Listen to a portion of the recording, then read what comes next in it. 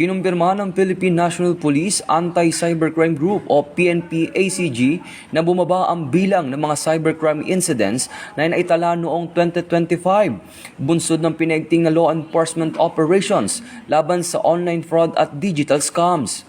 Ayon sa PNP-ACG, mula January 1 hanggang December 4, 2025, halos kalahati ang ibinaba ng online selling scams mula 2025 kaso noong 2024 patungo 1,525 noong 2025. Malaki rin ang ibinaba ng investment scams mula 1,101 hanggang 291 na kaso.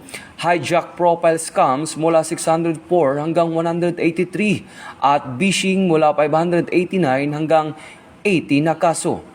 Gayunman, binigyan diin ng Philippine National Police na patuloy pa ring nagbabago ang mga modus ng cybercriminals kung saan nananatiling binabantayan ang job at task scams, online loan scam at impersonation scam. Lalo pang paigtingin ng PNP ang anti-cybercrime campaign sa 2026 sa pamamagitan ng mas pinalakas na intelligence, enforcement at pakikipagtulungan sa iba't ibang ahensya ng pamahalaan.